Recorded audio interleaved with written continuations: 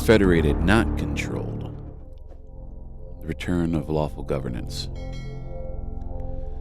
A lot of people say this country is a democratic republic. Others argue that we are a constitutional republic.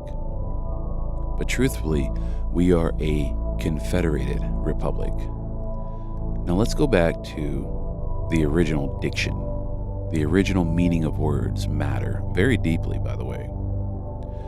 The Confederacy was never meant to be a word drenched in controversy, but yet it is. It simply meant a league of friendship, a voluntary union of states, a union designed to form a more perfect union, not a perfect domination. This is the very reason why many on the left, especially the far left, have made it their mission to demonize the Confederate flag, to cancel it. They've attached labels to it. It's racist, it's bigoted, it's hateful. They've weaponized emotions and ignorance. Thank you, public indoctrination systems that we call schools. But you have to ask yourself, who controls the meaning of words? Who benefits when the people lose the true definitions of their founding principles? The truth is, the Confederacy at its core was about independence.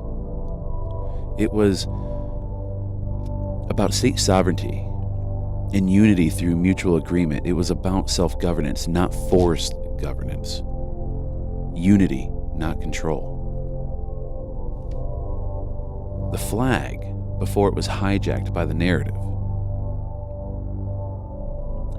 was a banner of a republic of sovereign states, united by shared values, not by centralized tyranny. It was a union of states, a league of people, bound not by a monarch or an empire, but by a covenant. And each state made up of we the people, and we the people were always meant to be the true governors. A nation of people, by the people, and for the people. But see, the powers that be, they don't want that. The elite, the lawyers, the central bankers, the international oligarchs, they don't want you to know the power you hold. They want you asleep. They want you sedated, pacified with junk food, endless entertainment, prescription drugs, and distractions that rot the soul. They want you ignorant of your own birthright, dumbed down and entertained to death, just as the Romans did with bread and circuses. They want you divided. Should any of this surprise you? Because with unity, their systems collapse. With division, their rule expands. A house divided against itself cannot stand. Mark 3:25 tells us, if a house be divided against itself, that house cannot stand. That's not just a spiritual truth, that's a political one. When we are divided by race, by gender, by political party, we are easily controlled. When we don't understand our origins, we're cut off from our destiny.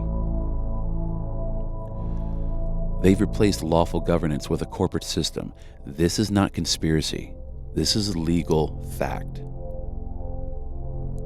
Since the Act of 1871, the United States has been functioning as a corporation, not as a Confederate Republic. And every state, yes, even yours, is incorporated. You can look up your state's DUNS number right now. Go ahead.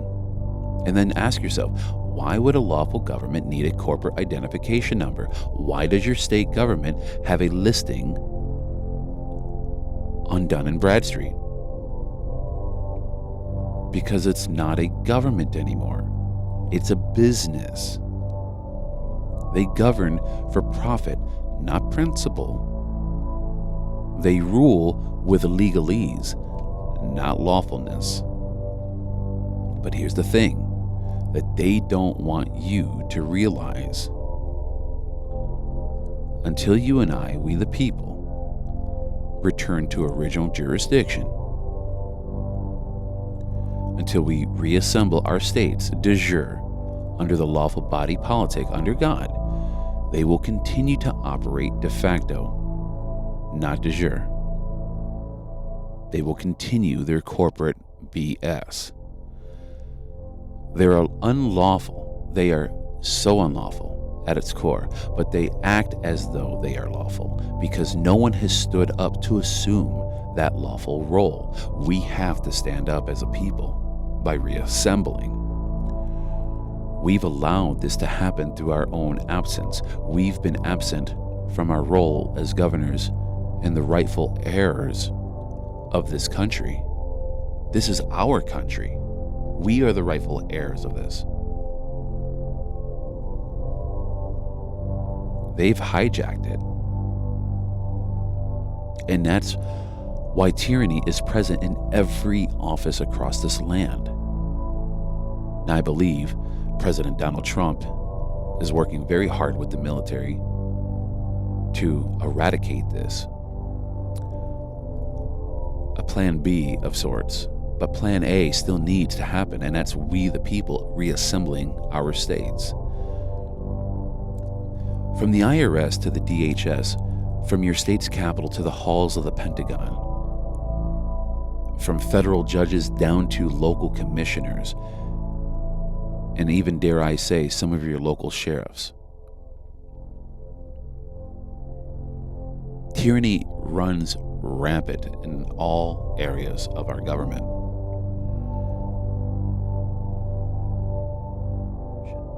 We're talking about crimes against humanity, human trafficking, child exploitation, drug and weapon trafficking, extortion, money laundering, abuse of office, and a total disregard for human life and dignity. This is a sickness of spirit. This is a wickedness in high places. This is what Ephesians 6:12 warns us of. For we wrestle not against flesh and blood, but against principalities, against powers, against the rulers of the darkness of this world. We are dealing with a spiritual war being played out in political systems. And make no mistake, God must be at the head of this restoration. We're not going to win without God, the Father in heaven.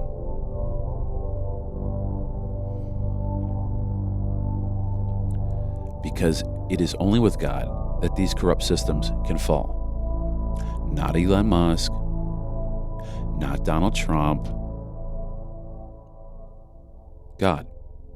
It is only with God that we will rise again as a nation, because where the Spirit of the Lord is, there is liberty and freedom, and truth shall set you free. So where do we begin? Well, we have to reassemble. We have to reform the original government of, for, and by the people.